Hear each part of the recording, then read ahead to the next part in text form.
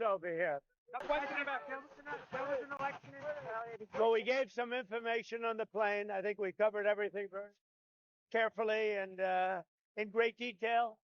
You probably have seen it. Have you seen the information from the plane? Yes, I have, but just a couple of questions. Where did you get the idea for reopening Alcatraz? Just an idea I've had, and I guess because the judges, so many of these radicalized judges, they want to have trials for every single, think of it, every single person that's in our country illegally, that came in illegally. That would mean millions of trials, and it's just so ridiculous what's happening. And it's long been a symbol, Alcatraz, of whatever it is. I mean, it's a sad symbol, but it's a symbol of law and order. And, it's got quite a history, frankly. Yeah. So I think we're going to do that, and we're looking at it right now. And what about the movie tariffs? Yeah, the movie tariff, what they've done is other nations have been stealing the movie-making capabilities from the United States. And I said to a couple of people, what do you think? I've done some very strong research over the last week, and we're making very few movies now. Hollywood is being destroyed. Now, you have an incompetent, grossly incompetent governor that allowed that to happen. So I'm not just blaming other nations, but other nations, a lot of them, have stolen our movie industry. And I'm saying, if they're not willing to make a movie inside the United States, then we should have a tariff on movies that come in.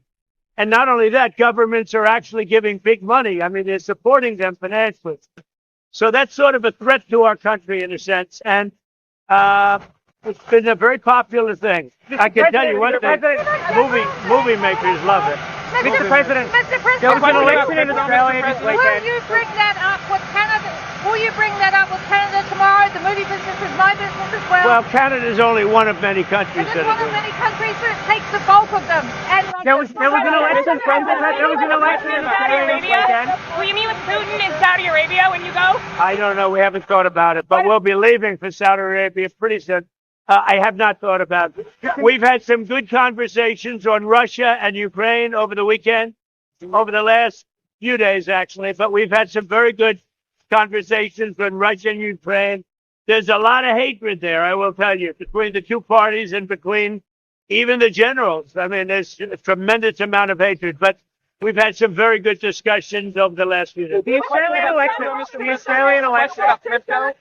Key Senate Democrats have withdrawn support for crypto bills, in part because they say that you and your family should not be involved in crypto companies while in office. And now the bills may not pass and have the support. What would you say to them about that? Well, I haven't heard that, but I'm a big fan of crypto because I want to keep it away from China. Crypto is a whole new thing that started, not so long ago. But I'm very much in favor of crypto, Bitcoin, all of the different things, because otherwise China's going to take it over. And just like AI, just like so many other industries or whatever you want to call them, crypto is very important, I think, for our country. The Australian election, Mr. President. The Australian election, the Conservatives did very badly, just like in Canada. They're saying it's the Trump effect again. Conservatives in Australia. There was an election this weekend. Well, I don't know. Albanese, I'm very friendly with. I don't know anything about the election other than he just won again. He was real. The man that won he's very good. He's a friend of mine. Your tariffs were not the act of a friend. Will you be speaking to him now, congratulating him on his win? Well, I can only say that he's been very, very nice to me, very respectful to me. I have no idea who the other person is that ran against him. And, we've had a very good relationship. There's been cuts to the World Trade Center health program and questions about the restoration of the director. Are you aware of the World Trade Center health program that helps 9/11 first responders? 15 staffers were laid off on Friday. And activists in New York I was the one in my first term that helped them get money and helped them really live a much better life. That was a very important thing I did in my first term, but I'm not aware of anything that may have been brought up recently. Thank you. Thank you very much. Thank you. Nice plane. Everyone having a good time. We'll be back in Washington soon. We have a lot of good news to report, and you'll be hearing about it. Probably not now, but you'll be hearing about it. We've had some good things coming out of the many war zones that were created by Biden and the group of incompetent people. But I think we have some pretty good news. So we'll talk about that later or tomorrow. Any questions? Any plans to speak with President Xi this week? No. No plans to speak to him, but China and our people are talking about different things. Yeah. Why did you assign laws out of his position as a national security advisor? I actually think it's a higher position. I want to know the truth. I think it's an upgrade. I think moving him there is an upgrade. Mr. President, during the News Nation town hall, you said that you didn't make any mistakes in your first 100 days. Was appointing Mike Waltz as your national security advisor? No, it's irrelevant. It's not a mistake or not a mistake. It's not a big deal. So what He was fine, and where he is, he'll do a good job. What made you lose I don't confidence? consider that. I didn't lose confidence in him. So what was the- Why did I lose confidence? He's going to the United Nations. To me, I think it's personally, if I had a choice for myself of doing, I'd rather have that job than the other. Did he resign on his own, or did you? He didn't resign. He didn't resign. So what I was just moved him. There's no resignation. You people are so bad. What's You your know, you're timeline? trying to make a big deal out of something that's not. You are so bad. What's your timeline? That's why nobody watches you anymore. Who are you with? Mr. President, Who are you with? I'm with You with who? First TV. First? I didn't know there was such a thing. Mr. President, any trade deals coming this week? It could very well be. Can you tell us more about them? Nobody understands. We're negotiating with many countries. But at the end of this, I'll set my own deals because I set the deal. They don't set the deal. I set the deal. They've been ripping us off for years. I set the deal. Sir, Every country, almost without fail, friend and foe, has been ripping us off for years. So we're meeting with almost all of them, including China. And at the end, I'm setting the deal. They keep saying, when are you going to, this is not like a big deal that's going to be signed. In some cases, we'll sign. But we don't have to have signed. I'm going to be setting the deal. I'll be setting a tariff. You keep asking the same question. When will you agree? It's up to me. It's not up to them. It's up to me. Now, they don't have to deal with us, which is okay because we lost, under Biden, we're losing $5 billion a day. Think of it. $5 billion a day. Now we're not dealing with China at all because the tariff's so high that they basically can't deal. And because of that, we're saving billions of dollars, you know. But just, and I'm not saying this to be a wise guy with you, to be mean. I don't want to be mean to you. You're, you know, good professional. But you do keep asking me that same question. It's not like we're going to sit down in an ivory room and we're going to just, he's going to say, there'll be some of that, very little. I don't see a lot of it. At some point in the next 2 weeks or 3 weeks, I'm going to be setting the deal. I'm going to say that such and such a country has had a tremendous trade surplus their way with us. They've taken advantage of us in various ways. And we fully understand what they were doing. We were being led by people that were not very smart. They were able to be taken advantage of, but I can't be taken advantage of. So at a certain point, I'll be just setting a certain tariff number. what's your PEPFAR, sir? Say it? PEPFAR, AIDS treatment in Africa. There's a waiver in place, but people are saying to my colleagues that they're still not getting medicines. And UNAIDS. Well, that shouldn't be happening. But the other thing, other countries should be helping us with that. And I'm a big fan of getting that solved. But, you know, we're the only country. Where is France? Where is Germany? Where are these other countries? Nobody does anything but the United States. And we spend, you know, billions and billions of dollars. So they should be helping also. But as you know, we did a waiver. You know that, right? Right. But there's Well, I can't help that because if we did a waiver, then you have to get your people to act properly in the waiver. But I do ask, why are we the only country doing it? Mr. President, what's your timeline on the rest of your judicial nominations? And what's your criteria when you're picking judges? Which nominations? The future judicial nominations for the federal judge positions. Well, we're putting them in rapidly, and we're trying to get very good ones. I mean, we need judges that are not going to be demanding trials for every single illegal immigrant. We have millions of people that have come in here illegally, and we can't have a trial for every single person. That would be millions of trials. The people elected me in a landslide with we won every swing state, we won everything there is to win by big numbers. Not only swing state, we won the popular vote by millions of votes. they elected me, this was the number one issue. And now we have judges that are radicalized and they're crazy because they want us to have, if you believe this, they want us to have a trial for every person that came in illegally into our country. So they come into our country illegally, and then we're supposed to take weeks, I guess, and months to have a trial on every criminal, that we have murderers all over the country. I don't think the Supreme Court will stand for that. I can't believe it. Because you know what? If they do, we're not going to have a country. Go ahead. How will you make sure that the judges that you appoint are different than that? All you can do is do the best you can. You know, you try and appoint the best people to being judges or anything else that you appoint. But so far, you know, we've been very disappointed with the decisions that come out, and mostly from the people appointed by others than me.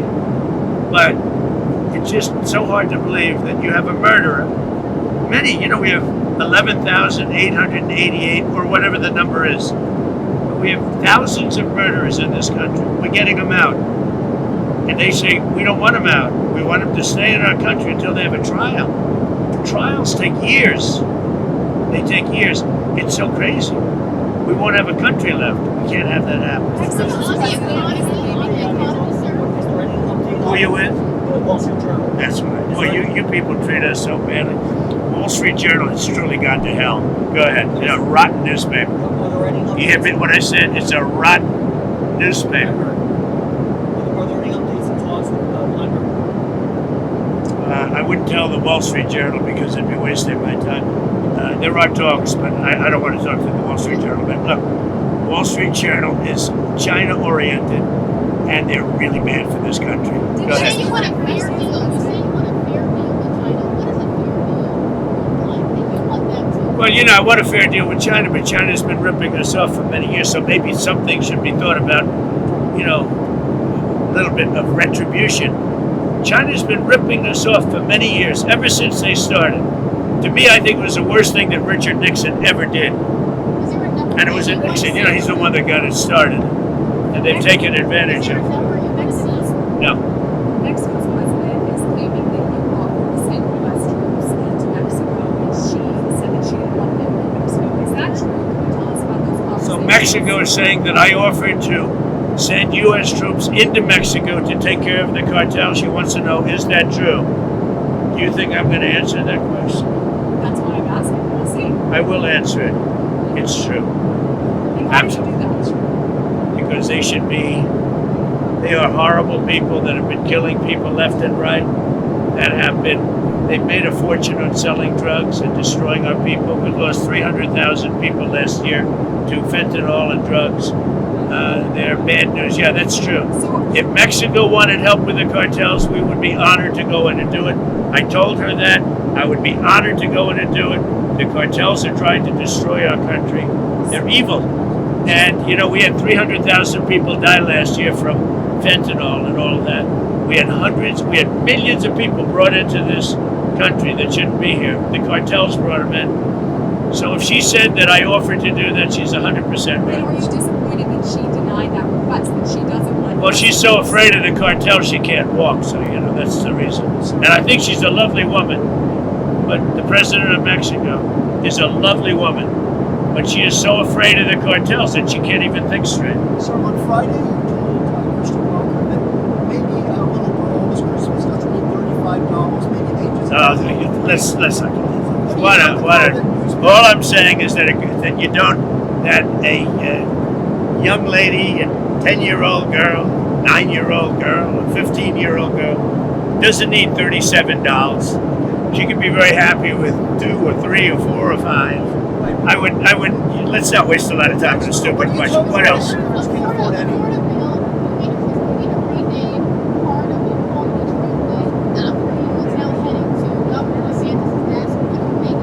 Well, I don't know about it, but I'm honored if that's the case.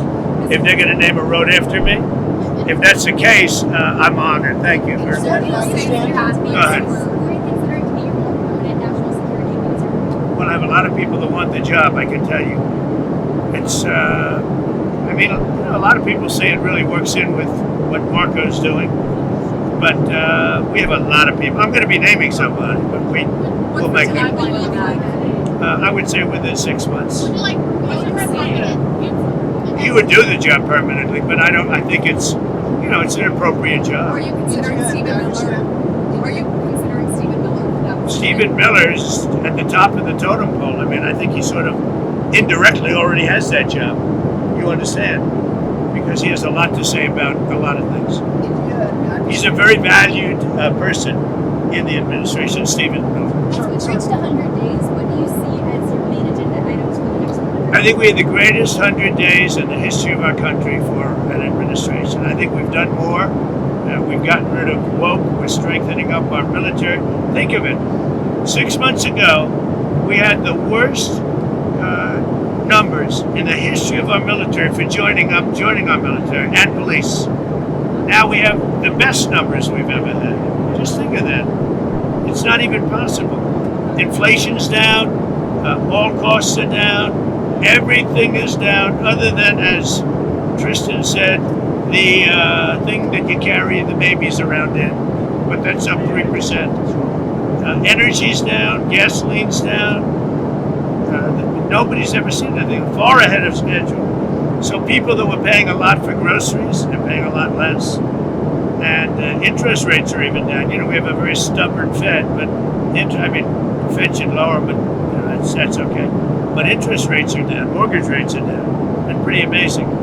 So we've done. I don't think there's ever been a better opening 100 days. We have a lot of fake polls where they interview Democrats, not Republicans, but meaning more Democrats.